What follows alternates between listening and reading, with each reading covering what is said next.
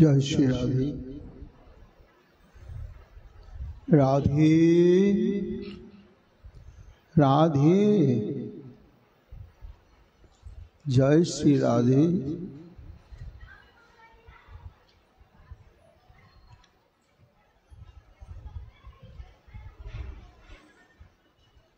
शिष्यो प्रसादात् भगवते प्रसादो यस्या प्रसादान्न गति कुतयोऽपि धयं स्तुवं स्तस्य यशस्त्रिछन्दं वन्दे गुरुश्री चरणारविन्दम्।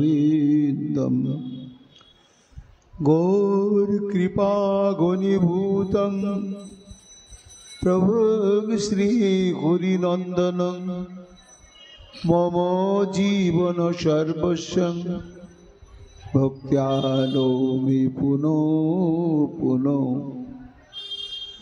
राधा कृपामयं वपुं श्री गुरुदिन तारकं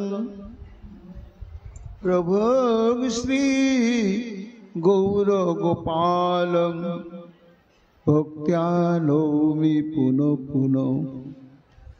अजानुलम्बित भुजौ कनकावदातौ संकीर्तनैकपितरौ कमलायताक्षौ विश्वाम्भरौ द्विजवरौ जुगधर्मपालो वन्दे जगत प्रियकरो करुणावतारो।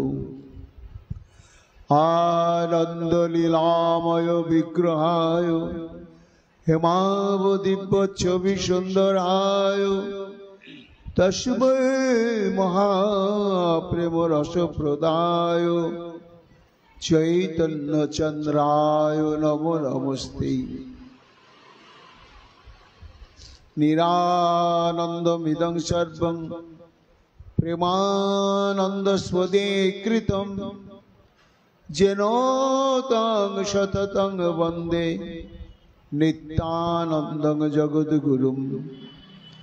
श्री अद्वैत नमस्तुभ्यं कलिजन कृपानिधे गौर प्रेम प्रदानाय श्री सीतापतये नमो। नादिनी स्वरूपाय गौरांग सुहृदाय च भक्त शक्ति प्रदानाय गदाधर नमस्तुते। प्रणमामि श्रीवासं तमादं पंडितं मुदा श्रीगौरांग कृपापात्रं कीर्तनानन्दमानसं। गौर प्रेम प्रदावैव सर्वत्र समदर्शिने नारायण सुताय च श्रीमन्नरहरये नमो। बर्हापीडविरामं मृगमदतिलकं कुण्डलाक्रान्तगण्डं कञ्जाक्षं कम्बुकण्ठं स्मेतशुभकमुखं साधुर्नस्तु वेणुं श्यामं शान्तं त्रिभङ्गं रविकरवसनभूषितं वैजयन्त्या वन्दे वृन्दावनस्थजुभूतिशतवृतं ब्रह्मगोपालवेशं। नमो नलिननेत्राय वेणुवाद्यविनोदिने राधाधर सुधापानं शालिने वनमालिने। हे कृष्ण करुणा सिंधु दीनबंधु जगतपते गोपेश गोपिका कांत राधाकांत नमस्तुते। मुखं करोति वाचालं পঙ্গুং লঙ্ঘয়তে গিরিম যৎকৃপাতমং বন্দে পরমানন্দ মাধবম। তপ্ত কাঞ্চন গৌরাঙ্গী রাধে বৃন্দাবনেশ্বরী বৃষভানুসুতে দেবী তং নমামি হরিপ্রিয়ে। মহাভাব স্বরূপাতং কৃষ্ণ প্রিয়া বরিয়সী প্রেম ভক্তি প্রদে দেবী রাধিকা তং নমাম্যহম। বন্দে নন্দ ব্রজ স্ত্রীণাং পদরেণুমভিঘ্নস যশাং ঘুরি কথোদ্গীতং পুনাতি ভুবনত্রয়ম। আচতুর্বদন ব্রহ্মা দেবাহুরপরো হরি অভালোচন শম্ভুর ভগবান বদরায়ণী। যং প্রভজন্তমনুপেতমপেতকৃত্যং দ্বৈপায়ন বিরহ কাতরয়া জুহাব। পুত্রেতি তন্ময়াতয়তরবয়োভিনেদুস্তং সর্বভূত হৃদয় মণিমানতোऽস্মি। তমাদিদেবম করুণানিধানম তমালবর্ণম সুহিতাবতারম। অপারো সংসার সমুদ্র সেতুং ভয়ামহে শ্রী ভাগবত স্বরূপম। বঞ্চাকল্পতরুভ্যশ্চ কৃপা সিন্ধুভ্যেব চ পতিতানাং পাবনেভ্যো বৈষ্ণবেভ্যো নমো নমো। জয় রূপ সনাতন ভট্ট রঘুনাথ শ্রীজীব গোপাল ভট্ট দাসের গুনাথ। ভক্তি ভরে বন্দি ছয় গোসায়ের চরণ, যাহা হইতে বিঘ্ন নাশ অভীষ্ট পূরণ। জয় গৌর ভক্তবৃন্দ, গৌর যাদের প্রাণ, সবে মিলে দেহ মোরে নিতাই গৌর ভক্তি দান। নিতাই গৌর হরি বল, নিতাই গৌর হরি বল, নিতাই গৌর হরি বল। জয় জয় নিতাই গৌর হরি হরি বল। রাধে রাধে রাধে, জয় জয় শ্রী রাধে। হা রাধে প্রাণ রাধে, রাধে রাধে রাধে, রাধে রাধে রাধে রাধে। জয় জয় শ্রী রাধে। হা রাধে প্রাণ রাধে, রাধে রাধে রাধে। জয় শ্রী রাধে রাধে রাধে। জয় শ্রী রাধে, জয় শ্রী কুণ্ডেশ্বরী। শ্রী গোপবাচ বিসৃজ শিরসি পাদং বিদ্মহং চাটুকারৈ, রনুনয় বিদুষেস্তে পত্ত দৌতে মুকুন্দাৎ। সাকৃত ইহ বিসৃষ্টাপত্ত পত্যন্ন লোকা, ব্যাসৃজদকৃত চেতা কিং নো সন্ধ্যামস্মি। সর্ববেদান্ত সার নিখিল পুরাণ চক্রবর্তী শ্রী শ্রীমৎ ভাগবত মহাপুরাণের দশম স্কন্ধে 47তম অধ্যায়ে ভ্রমর গীত বর্ণন প্রসঙ্গে পরমহংস চূড়ামণি ছিল সুখদেব গোস্বামী পাদ তাঁর সম্মুখে উপবিষ্ট সপ্তাহ কাল মধ্যে আসন্ন মৃত্যু ব্রহ্ম শাপগ্রস্ত মহারাজ পরীক্ষিত তাকে উপলক্ষ করে নিরবচ্ছিন্ন ভাবে এই শ্রীমদ্ ভাগবতী কথা পরিবেশন করে চলেছেন পরম রসিক পরমহংস চূড়ামণি শ্রীমৎ সুখদেব গোস্বামী পাদ।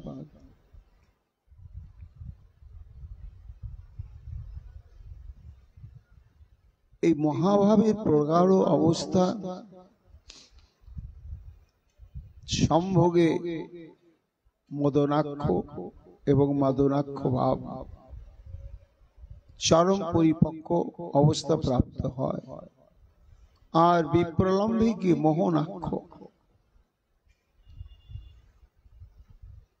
এই মোহনাক্ষ ভাবেরই চরমতম পরিপাক দশা হচ্ছে দিব্যোন্মাদ। উন্মাদ নয়, দিব্য উন্মাদ। উন্মাদ একটা ব্যাধি, প্রাকৃত জগতের মানুষে বিশেষত মানসিক কারণেই এই ব্যাধির উদয় হয়। এই ব্যাধি যখন উদয় হয় তখন তার আচরণ, তার কথোপকথন আর সুস্থ স্বাভাবিক মানুষের মতো হয় না, অসংলগ্ন, অপ্রকৃতিস্থ। কিন্তু এটি হচ্ছে প্রাকৃত জগতের জড় ব্যাধি উন্মাদ দশার বর্ণন। কিন্তু শাস্ত্র, রসশাস্ত্র বলছেন এটা কৃষ্ণ প্রেমের চরমতম উচ্চ কক্ষার একটি অত্যাদ্ভুত, অনির্বচনীয় এবং অদ্বিতীয় একটি চরমতম অবস্থা, যার নাম নিতাই গৌর হরি বল, নিতাই গৌর হরি বল, নিতাই গৌর হরি বল, গৌর হরি বল, গৌর হরি বল।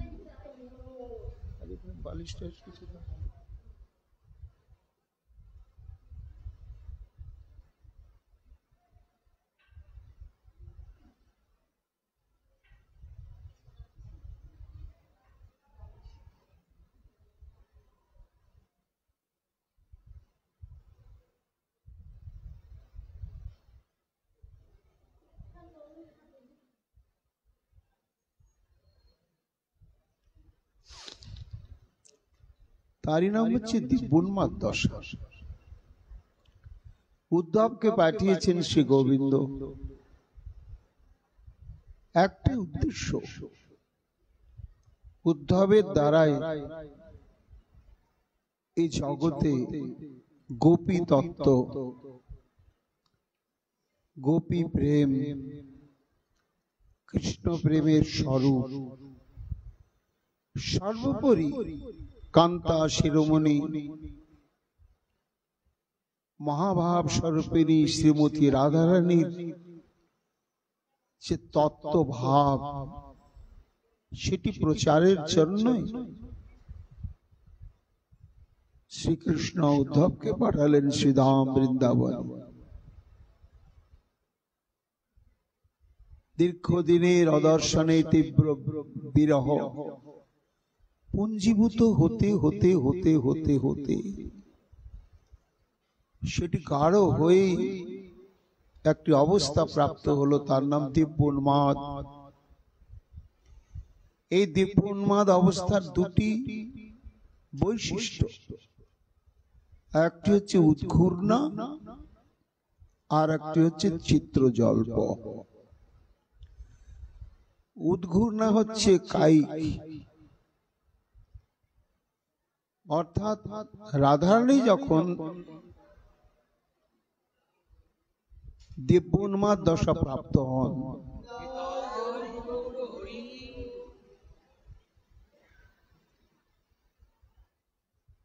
কৃষ্ণ বিরহে অনুধ্যানে অনুধ্যানে, তখন কতগুলো কায়িক অসংলগ্ন প্রচেষ্টা প্রকাশ পায়। যেমন শ্রীকৃষ্ণ মথুরায় চলে এসেছেন, বৃন্দাবনে শ্রীকৃষ্ণ নেই, কিন্তু শ্রীমতী রাধারানী কখনো কখনো সংকেত অভিসারে গিয়ে আপন খেয়ালে প্রাণবল্লভ সংকেত করেছেন। এই সুদৃঢ় প্রত্যয় নিয়ে গুনগুন করে কৃষ্ণ গান গাইতে গাইতে কৃষ্ণ সুখের সেবা উপকরণ আদি সুসজ্জিত করতে থাকে। শয্যা রচনা করেন, প্রদীপ প্রজ্বলিত করেন, তাম্বুল সাজেন, কত স্বপ্ন দেখেন প্রাণবল্লভ এলে তার সঙ্গে কিভাবে প্রথম কথা বলবেন, কিভাবে মিলন হবে। পরে যখন সখীগণ ব্যক্ত করে দেন, রাধে কার সংকেত পেয়েছ আর কার জন্যই তুমি কুঞ্জ সাজাচ্ছ, সে তো নেই, সে তো মথুরায়। তখন ভেঙে পড়েন কান্নায় রাধারানী। এই যে কায়িক প্রচেষ্টা বিরহের চরম অবস্থায়, এটাকেই বলা হয় উদ্ঘূর্ণা দশা। উদ্ঘূর্ণার দৃষ্টান্ত শাস্ত্রে অনেক আছে। আর একটা হচ্ছে বাচিক প্রচেষ্টা,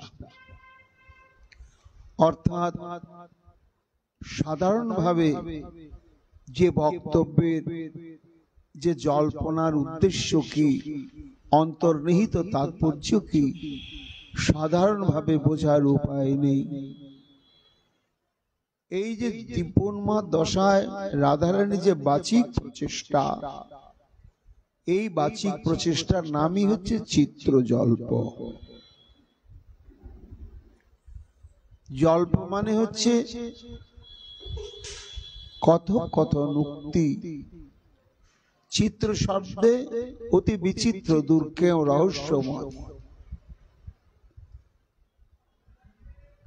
তা এই চিত্র জল্প হচ্ছে 10 প্রকার।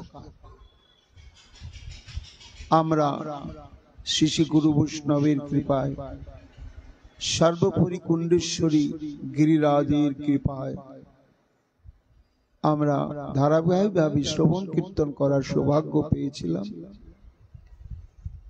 আজকে পরবর্তী যে চিত্র জল্প, তার নাম সংজল্প। এই সংজল্প সম্পর্কে আজকে আমাদের শ্রবণ কীর্তনের প্রসঙ্গ। রাধারানী ভাব উন্মাদ দশায়, দিব্যোন্মাদ দশায়। উদ্ধবকে লক্ষ্য করে বক্তব্য, কিন্তু উদ্ধবকে তিনি দেখছেন না। উদ্ধবই প্রকৃত দৌত ক্রিয়ায় আগত হয়েছেন শ্রীকৃষ্ণের নিকট হতে, কিন্তু সেই মুহূর্তেই দৈব ক্রমে একটি সুন্দর ভ্রমর এসে শ্রীমতী রাধারানীর প্রসারিত পদকমলের চারিদিকে গুঞ্জার করছেন। ভাবোন্মাদ দিব্যোন্মাদ দশায় সামান্য ভ্রমর মনে করছেন না শ্রীমতী রাধারানী, মনে করছেন এই শ্রীকৃষ্ণ প্রেরিত কি তব বন্ধু। আমাকে নানাভাবে নানা প্রচেষ্টায় প্রসন্ন করবার জন্য এসে আমার কাছে এরকম করছে। এই যে চিত্রজল্পের 10টি রাধারানীর উক্তি, এটি রাধারানীও নিচেও জানেন না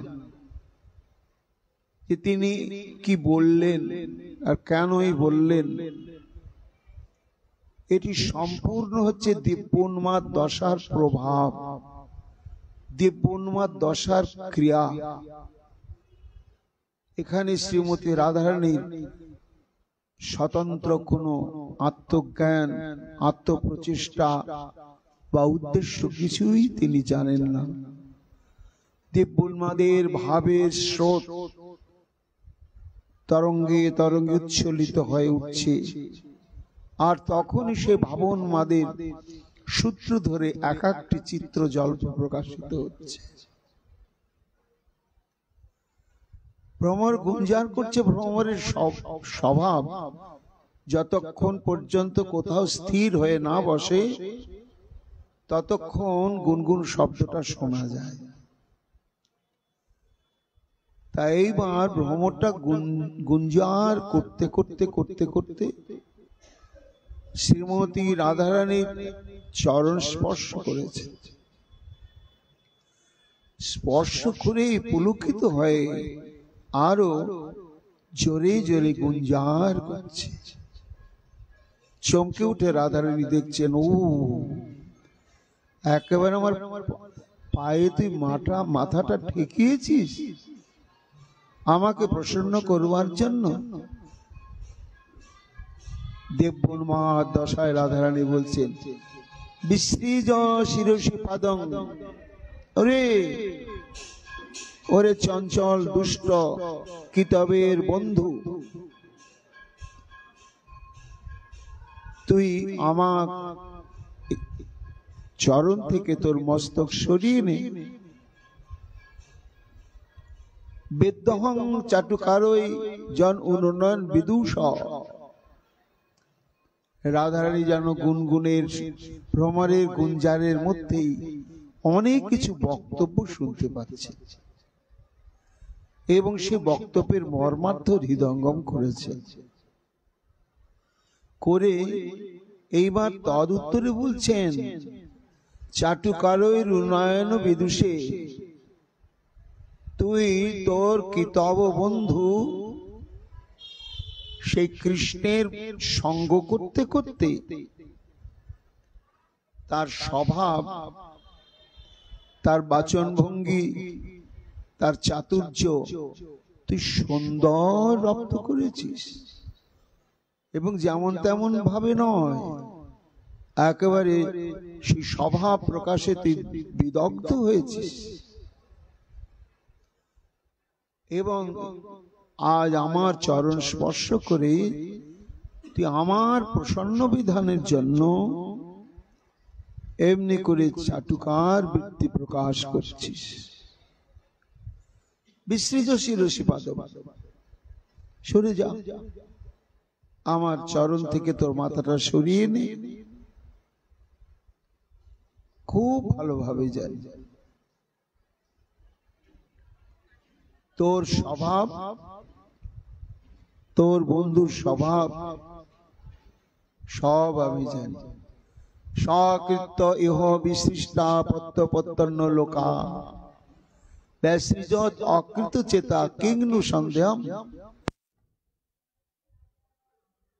ভ্রমর যেন গুনগুন গুনগুন গুনগুনি করছে, রাধারানী যেন শুনতে পাচ্ছেন। ভ্রমর বলছেন, দেবী আপনি দেবী কৃষ্ণ কান্তা শিরোমণি পাটবান, তা আমার উপরে কেন অযথা বৃথা এত ক্রোধ প্রকাশ করছে? আমি যে কিছু বক্তব্য নিয়ে এসেছি সেটি আপনি কি ধরেছেন?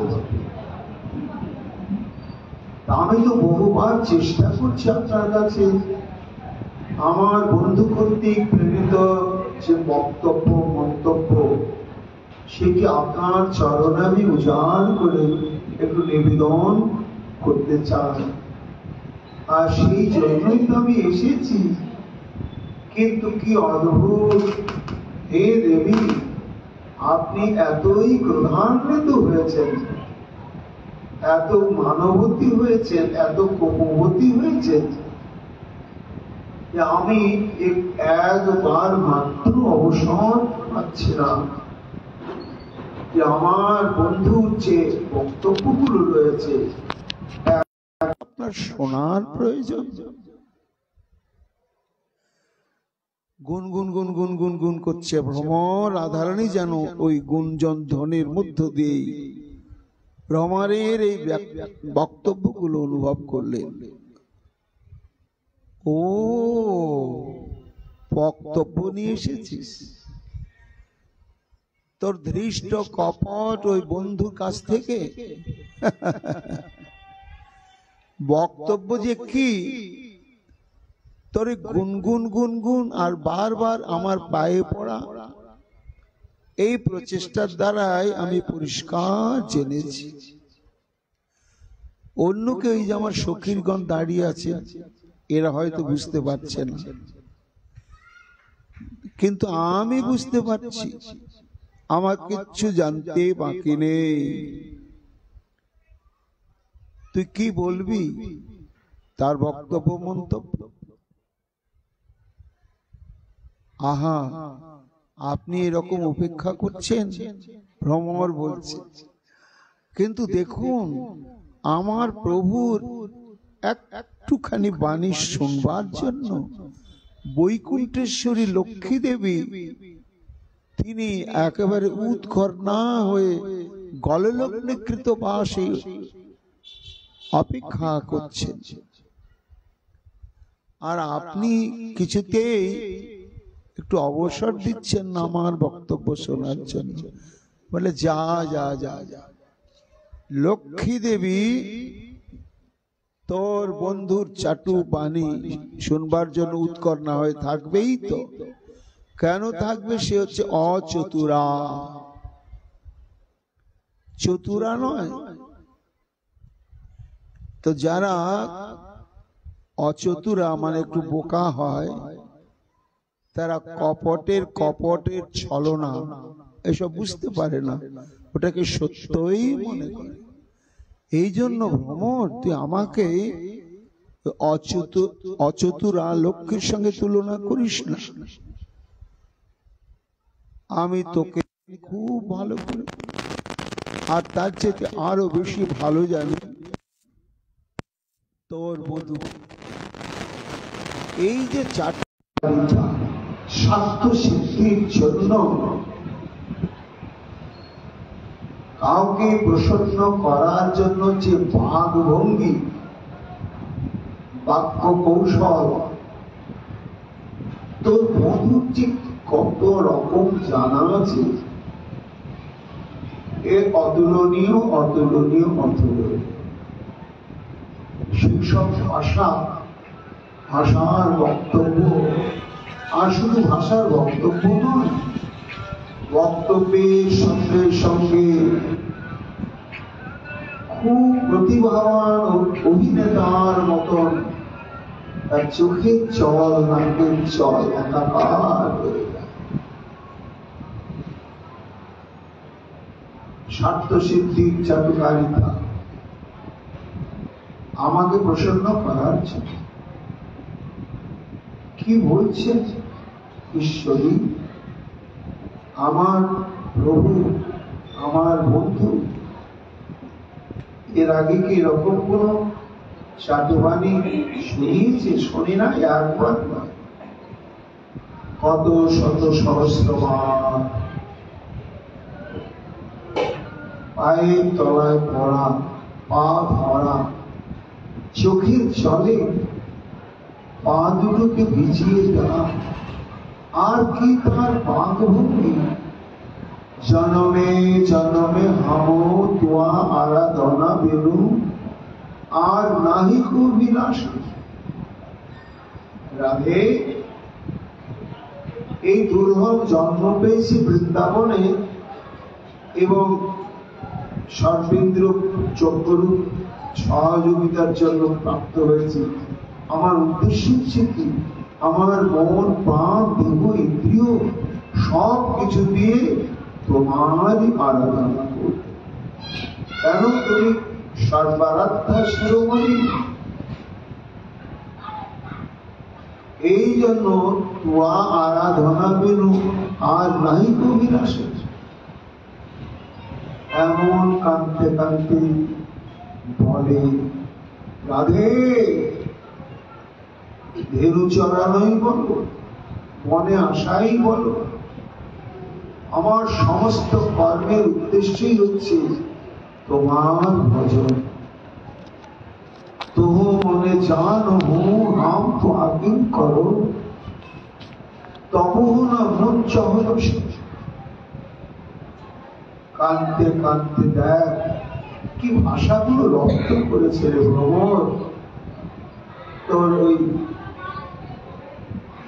কীটক বন্ধু,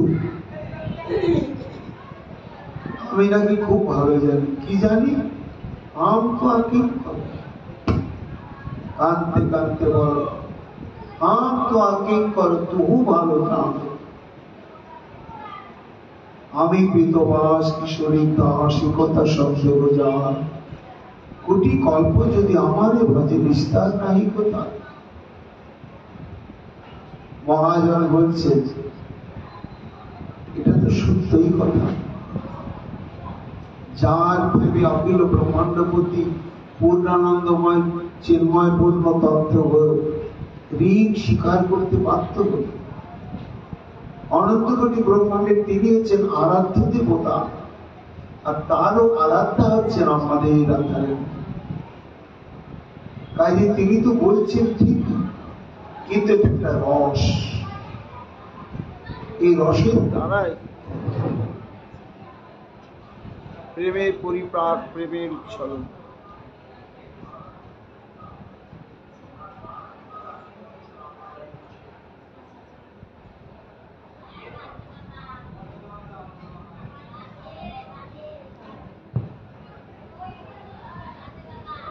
কখনো ইন্দ্রপুত্র জলাশয়ে ঢেউ ওঠে না, ঢেউ ওঠে অতলান্ত মহাসমুদ্রে। সেখানে জলোচ্ছ্বাস হয়, সেখানে জলের ভয়ঙ্কর ঘূর্ণাবর্ত থাকে। তেমনি শ্রীমতী রাধারানী হচ্ছেন রাধা রস সুধা নিধি। নিধি শব্দ হচ্ছে সমুদ্র। সেই সমুদ্রে যে কত ভাবের আবর্ত, কত রসের তরঙ্গ, আর কত কত লীলার উচ্ছ্বাস রয়েছে, তা এই চিত্র জল্পে প্রত্যেকটি বক্তব্যের মধ্য দিয়ে প্রকাশিত হয়েছে। উদ্ধব এক পাশে দাঁড়িয়ে একেবারে হতবাক হয়ে আস্বাদন করে চলেছেন, আর বারবার মনে প্রাণে রাধারানীর চরণে প্রণাম নিবেদন করে চলেছে। বলছেন তো ঠিকই, স্বয়ং গোবিন্দ তার অন্তরেও তার সবার বাসনা। তাই আম তো আকিম কর তবু ভালো জানত তবু না মঞ্চ রাধে। আমি তো দাস, তোমার কেনা দাস, আমার আর কেউ নেই।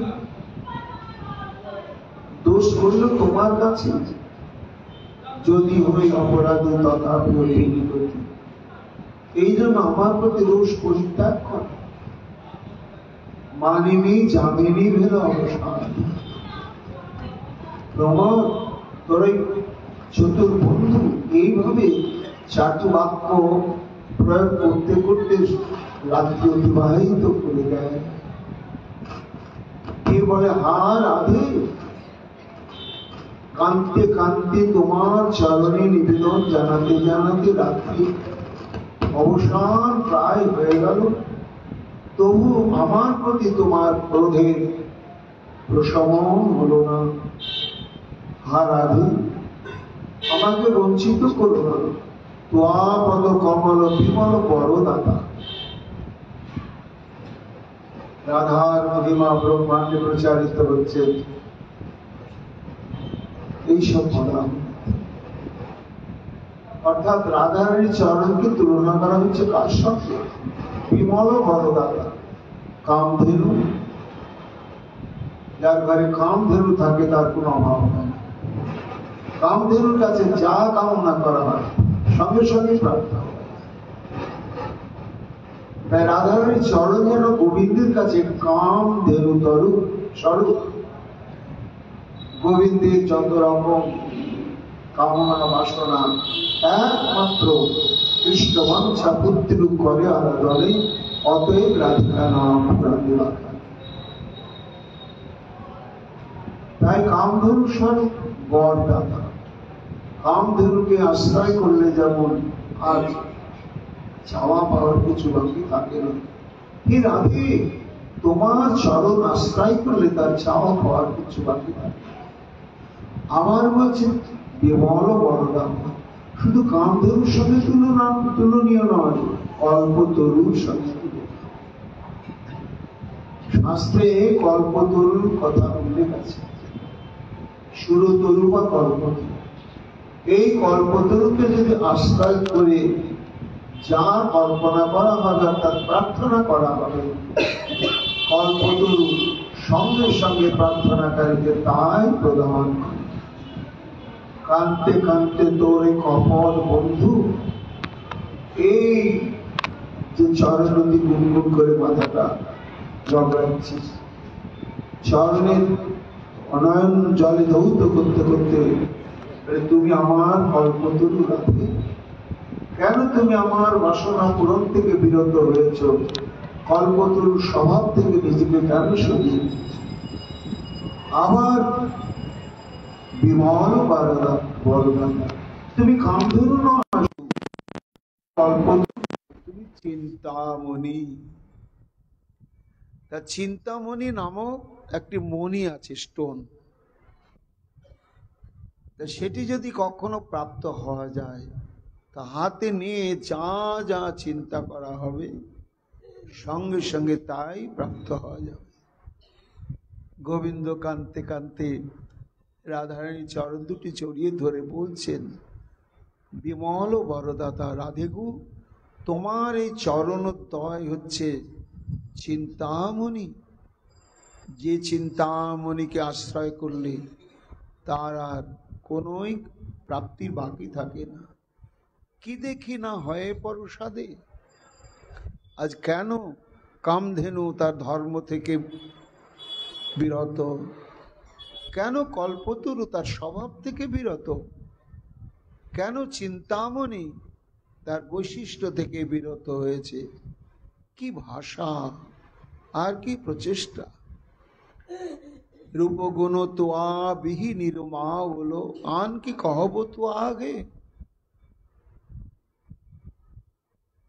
তুমি অনন্যা, জগতে তুলনা হয় না। তাই নয়নক লোরো ঘোরনা ধরোনা হে রসি, এ মোহে কর্ম অভাগে। আমি যে নয়নের চলে সত্যি সত্যি মন প্রাণ এক করে তোমার চরণোদ্বয়কে বিধৌত করে দিচ্ছি, একটু তুমি করুণা প্রকাশ করছো না? অনুনয় করইতে শ্রবণে না শোনসি, লগইতে লাগু তরাস। তোমার এই মৌন এবং উপেক্ষা দশা আমার হৃদয় বিদীর্ণ হয়ে যাচ্ছে না।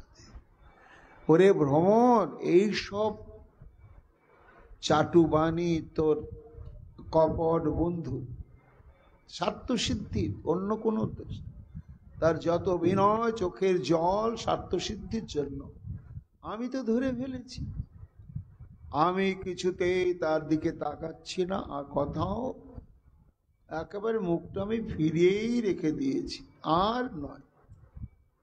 ধরা পড়েছে যখন তোমার প্রকৃত স্বভাব নিয়ে, আর ভুল করব না।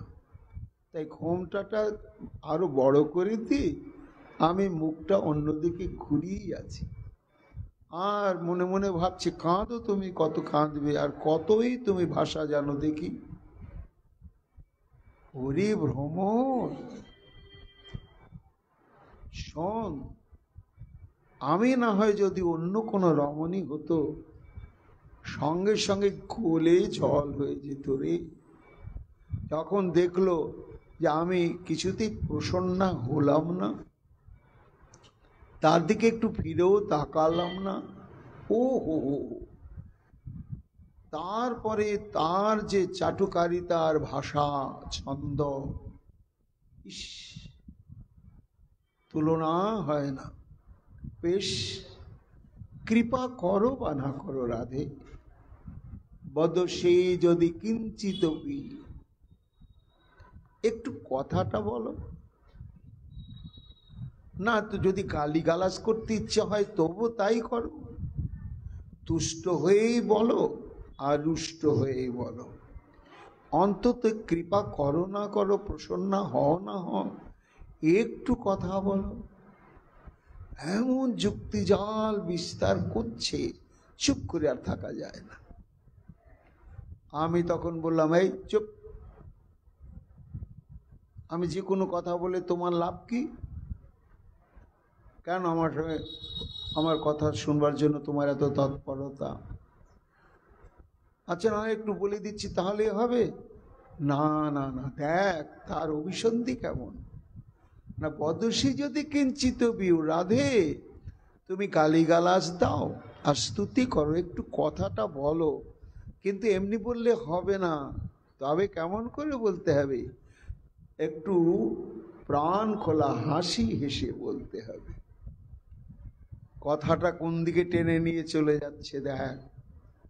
আর কি চতুর!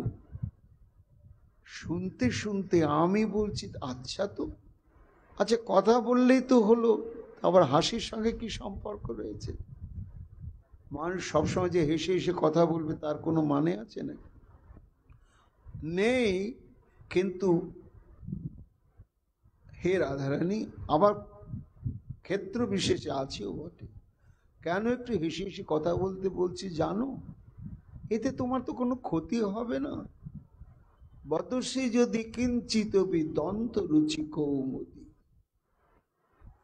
তুমি যখন একটু হাসবে, প্রাণ খোলা হাসি, যখন তুমি প্রাণ খোলা হাসি হাসবে, আহা, শোভাটা কেমন হবে না। ফুলের মাঝে, ফলের মাঝে ফুল ফুটিয়াছে, নাহি তার শাখা দল। কি ভাষা দেখ! তুমি হাসলে কি মনে হবে না ফুলের মধ্যে ফল দেখা যায়, তো ফলের মধ্যে ফুল দেখা যায় কখনো? তা দেখা যায় না। কিন্তু তুমি যদি একটু হাসো রাধে, তাহলে ফলের মধ্যে ফুল ফুটিয়াছে, নাহি তার শাখা দল।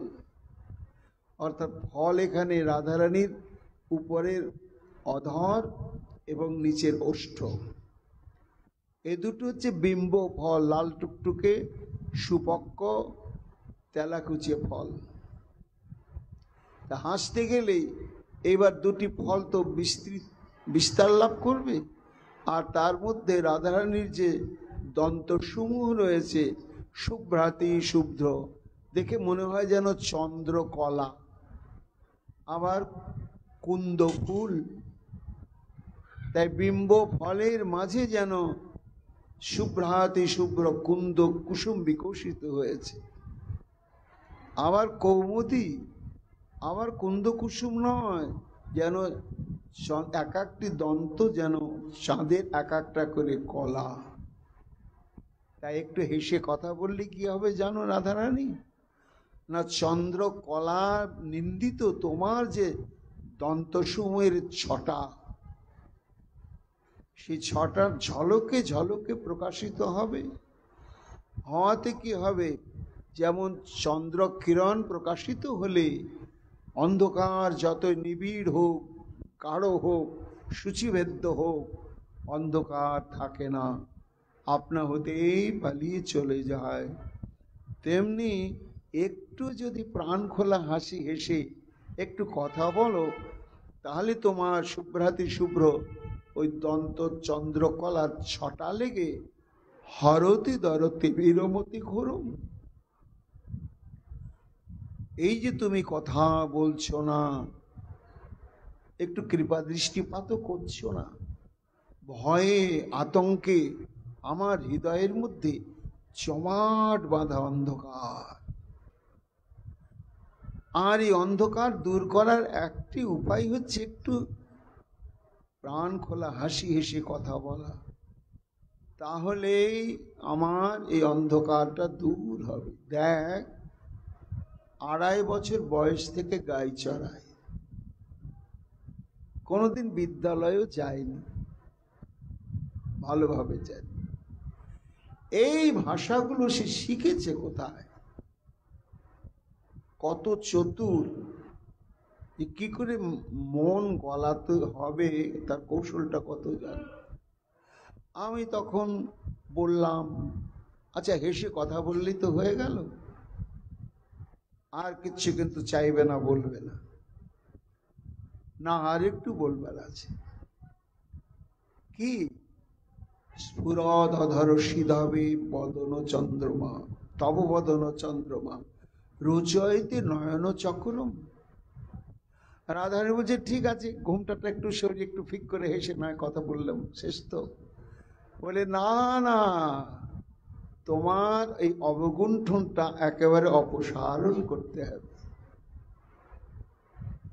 এখানে তো অন্য কেউ পুরুষ নেই রাধে, আমি তো তোমার দাস। তো চরণের দাসকে দেখে কেউ লজ্জা সম্ভ্রম প্রকাশ করে?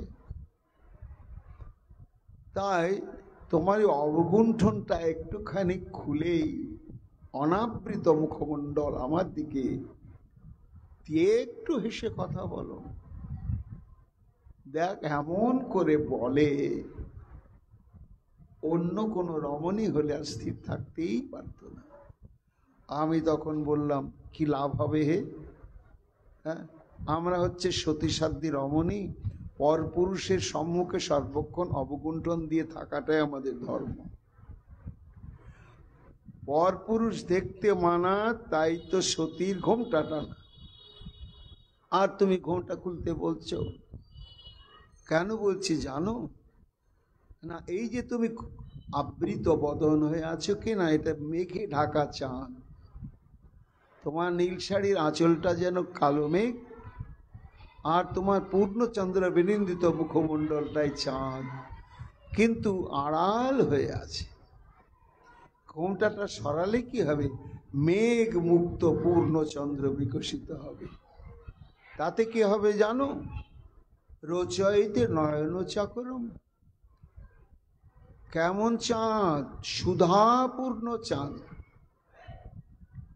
চাঁদে আছে সুধা, আর সেই সুধা পানের জন্য অনন্ত প্রকার জীবের মধ্যে এক প্রকার জীব বা প্রাণী লোভাতুর, তার নাম হচ্ছে চকর। চকর চাঁদের সুধার তত্ত্ব জানে, আস্বাদন জানে, এবং ওই সুধাই তার একমাত্র কাম্য, আর কিচ্ছু না। তা রাধে গো, একটু যদি তুমি ঘোমটাকে সরিয়ে বদনখানা অনাবৃত করে একটু হেসে কথা বলো, তাহলে আমার যে নয়নরূপ চকর সুধা পানের জন্য তৃষিত হয়ে আছে, সে পরিতৃপ্ত হবে। রাধারানী, দেখ কি ভাষার চাতুর্য! আমি কিন্তু অত সহজে গলছি না, আমি আরো বেশি করে ঘোমটা টেনে চুপ করে থেকে গেলাম। ওহো হো, কেমন ভাবে যুক্তিজাল বিস্তার করছে দেখ। প্রিয়ে চারুশীলে মঞ্চময়ী বনমণি দানম। প্রিয়ে, হে প্রাণাধিকে, প্রিয়তমে, তুমি আমার একমাত্র প্রাণাধিকে, আর জগতে কেউ নেই। আর তুমি কেমন? না চারুশীলে। তা চারুশীলে এটা সম্বোধনে, শব্দটা হচ্ছে চারুশীলা। তা চারুশীল আর চারুশীলা কাকে বলা হয় না, যে পুরুষ মানুষের ব্যবহার কাউকে উদ্বেগ দিতে জানে না এবং যার ব্যবহার মানুষের সর্বক্ষণ প্রশান্তি এনে দেয়, প্রসন্নতা বিধান করে, এমন শীল মানে ব্যবহার, এমন ব্যবহার সম্পন্ন পুরুষকে বলা হয় চারুশীল। আর রমণী হলে তাকে বলা হয় চারুশীলা। তা তুমি হলে রাধে চারুশীলা। অনন্ত কোটি ব্রহ্মাণ্ডে তো রমণী মহিমা মণ্ডিতা অনেক রমণী রয়েছে, কিন্তু তোমার মতন গুণ রূপ আর জগতে কারো নেই। আর সব থেকে তোমার ব্যবহার, এই জন্য হে প্রাণপ্রিয় চারুশীলে অর্থাৎ অনুদ্বেগ ব্যবহারকারিণী রাধে,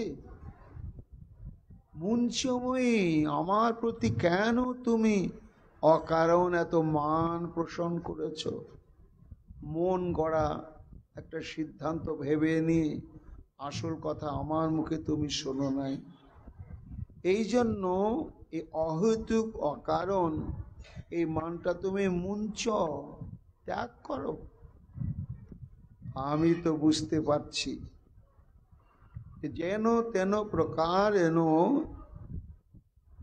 ও আমার প্রসন্নতা বিধান করবেই করবে। আমিও মনে মনে প্রতিজ্ঞা, তোমার ভান্ডারে যত রকম ভাষা আছে, ভাব আছে, তোমার চোখে যত জল আছে, সব তুমি দাও। কানতে কানতে তখন বলছেন, ও তাকাচ্ছ না? শপথে মদনান অলি দহতি মম, উহু উহু করে এমন আর্তনাদ কাঁদতে শুরু করলে আমিও চমকে গেলাম। রে ভ্রমর, কি হলো কি হলো কি হলো? দহতি মম মানস, কন্দর্প আমাকে এমন ভাবে দগ্ধ করছে, পীড়া দিচ্ছে। এই পীড়ার থেকে একমাত্র ঔষধি হচ্ছে দেহি মুখ কমল মধুপানম। কেন? কাম তো থাকে অন্তরে, অন্তরে থেকেই, হৃদয়ের মধ্যে থেকেই ক্রমে ক্রমে তার প্রভাবটা বিস্তার করে। এই জন্য যে ব্যাধিটা আছে অন্তরের মধ্যে, সেই ব্যাধিটাকে প্রশমন করতে গেলে কিছু প্রলেপ লাগালে হবে না, ভেতরে আছে তো ব্যাধিটা। ওই জন্য পান করতে হবে। দেহি মুখ কমল মধু পানম, একটু ধারণা দিই, তবে আমার এই অন্তর ব্যাধি কন্দর্পের পীড়া, এই যন্ত্রণা থেকে আমি তো বুঝতে পারছি যে আমার এই মন গলানোর ভাষা চাতুর্য। তোকে বলছি ভ্রমর, যে আমার অভিজ্ঞতাটা কত বাস্তব দেখ।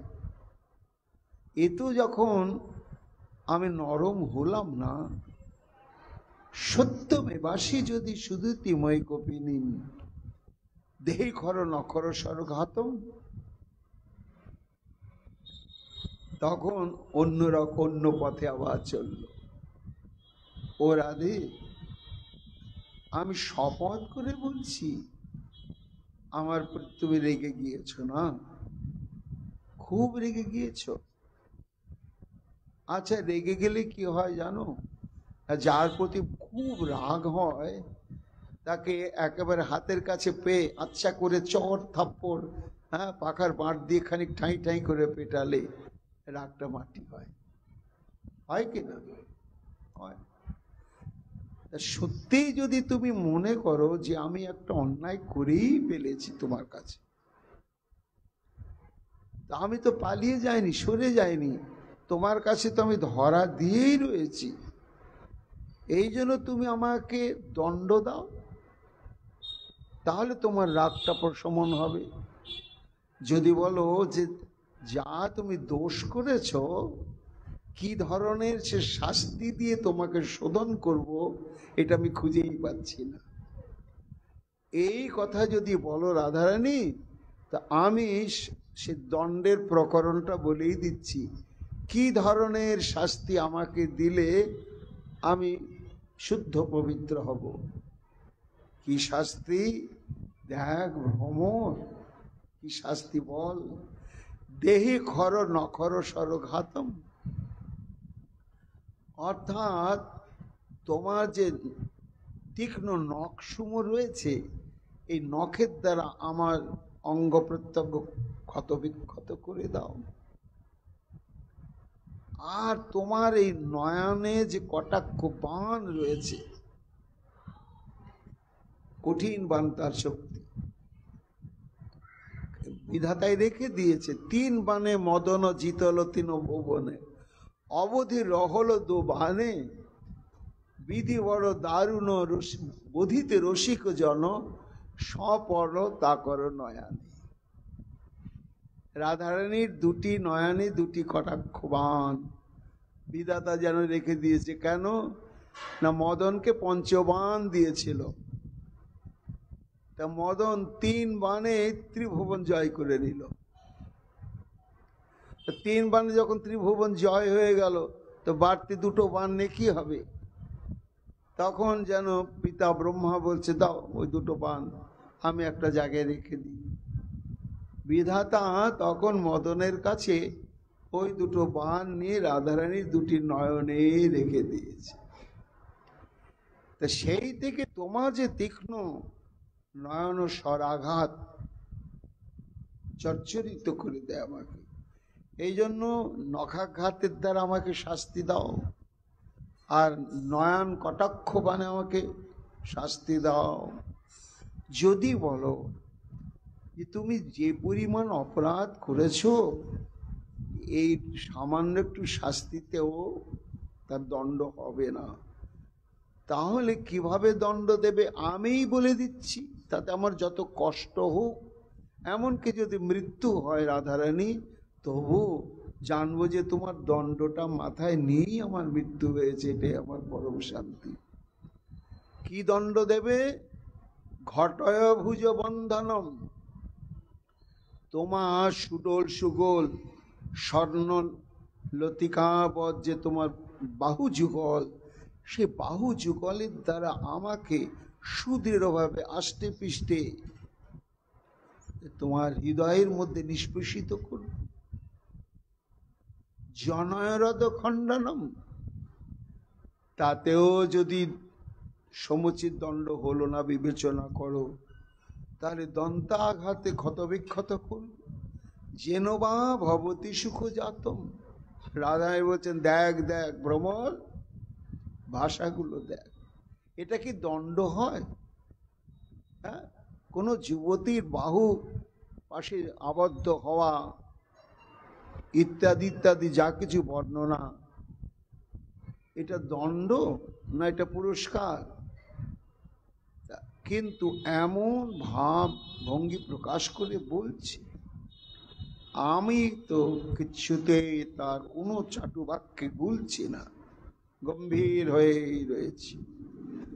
তাতেও যখন তার দেখলো হচ্ছে না, ভাষা তমসী মম ভূষণং তমসী মম জীবনম তমসী মম ভব জলধি রত্নম। হ্যাঁ রাধে, তুমি আমার ভূষণ, তুমি আমার প্রাণ, শ্বাস প্রশ্বাস, তুমি আমার সাগর সেচা মানিক। বহু জন্ম জন্মান্তর তপস্যা করে করে তবে তোমার চরণরূপ অমূল্য রত্নমণি আমি প্রাপ্ত হয়েছি। রাধে, তুমি আমার উপরে ক্রোধ করো আর যাই করো, ভবতু ভবতি হোমহি সতত মনোরোধিনী তত্র মম হৃদয় মোদি যত্নম। আমার জীবনের একমাত্র সংকল্পই হচ্ছে তোমার সেবা, তোমার প্রসন্নতা বিধান। আর আমার জীবনে কোনো কর্ম নাই, কোনো প্রত্যাশা নেই। কি ভাষা! কাজে নূতন আবার তার কোন চাটুবাণী তুই বয়ে নিয়ে এসেছিস আমাকে শোনাবি ভ্রমণ? কত রকম একটুখানি আমার স্পর্শ পাওয়ার জন্য তার প্রচেষ্টা। নীলনলী নাভম বিতন্নিত বলোচনম ধারতি কোকনদ রূপম।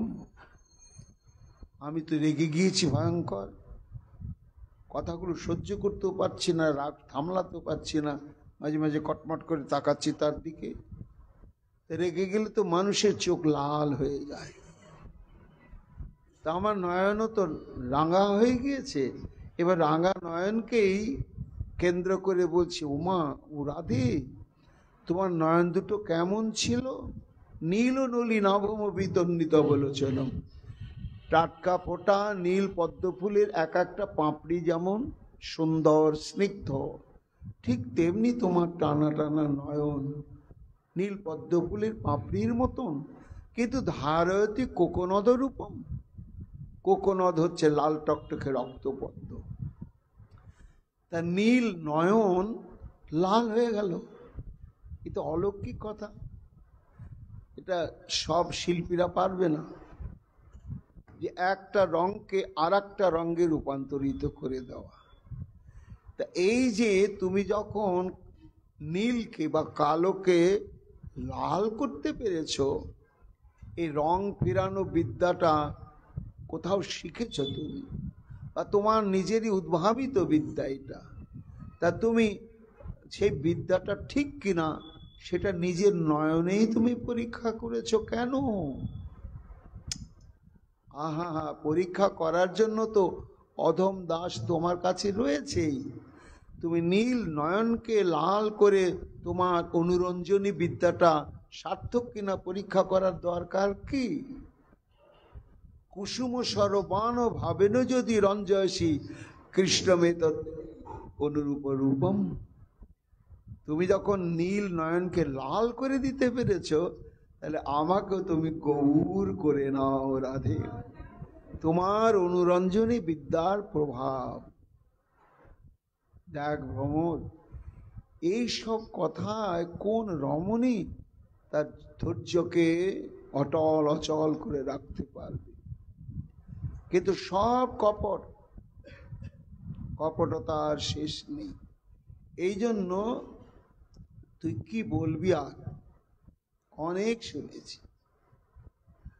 আর এই তার কপটতা দেখতে দেখতে দেখতে দেখতে শাস্ত্র কি বলছে জানিস?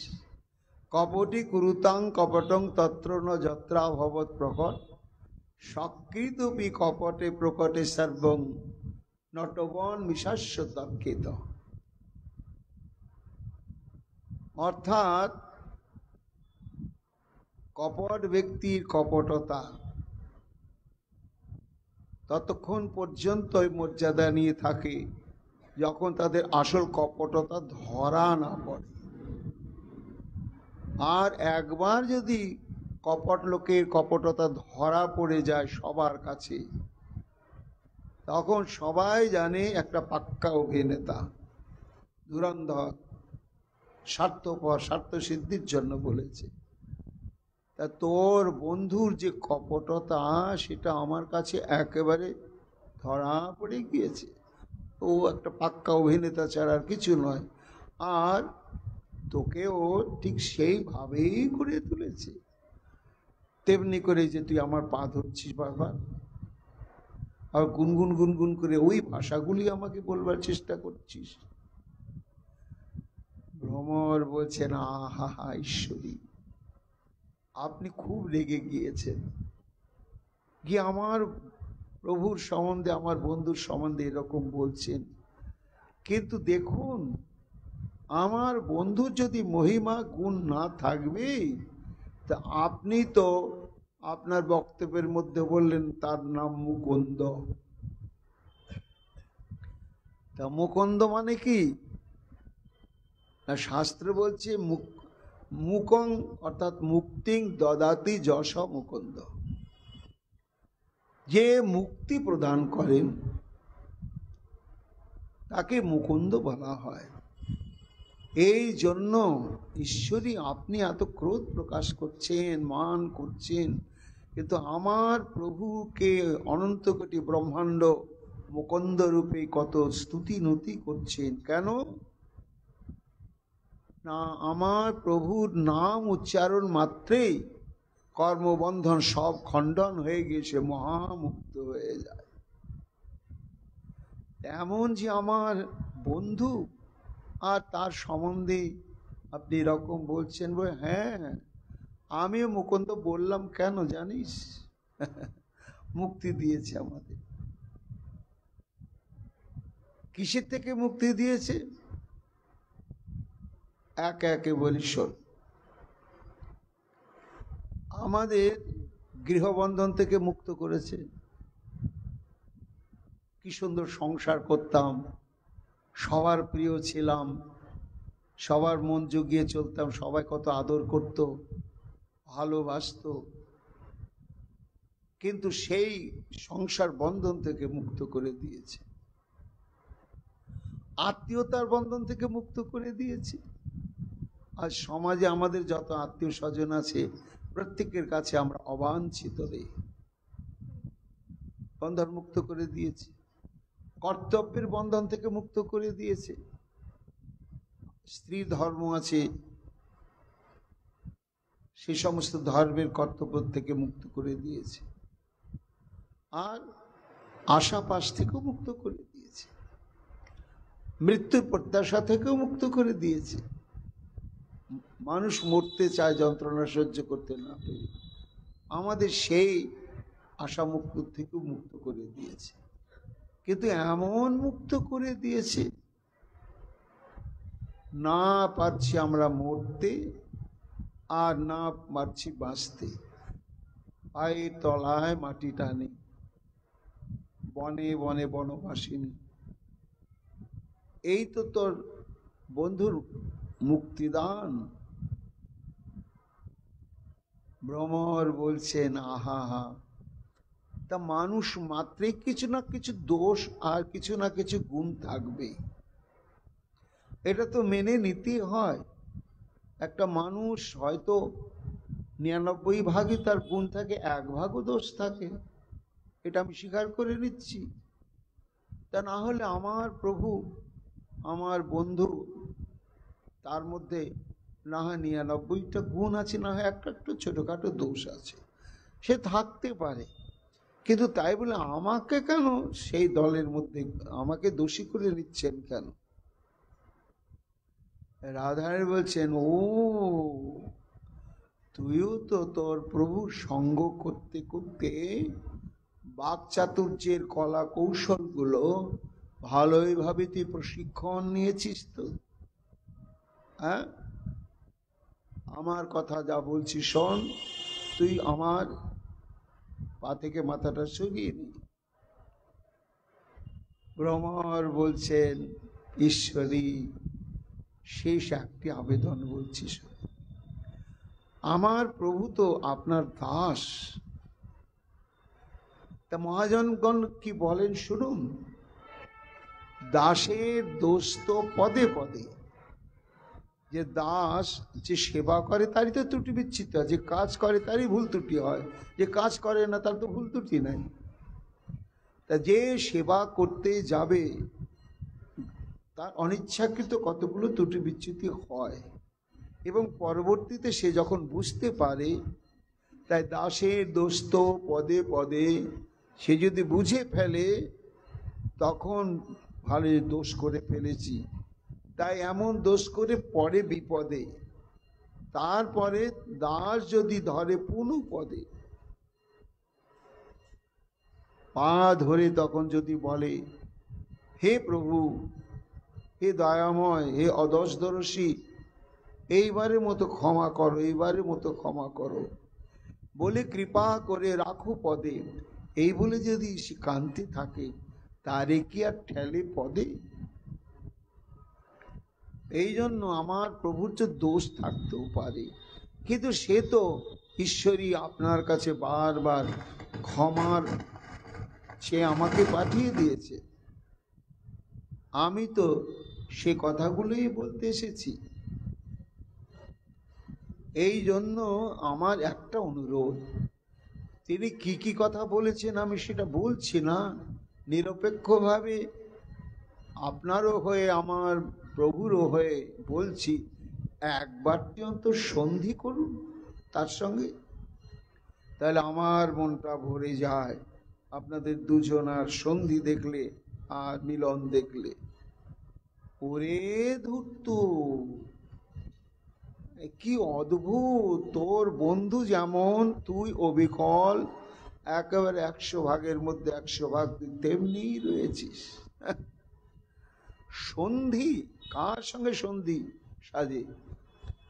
অসাধুর সঙ্গে কোনোদিন সন্ধি সাজে না রে।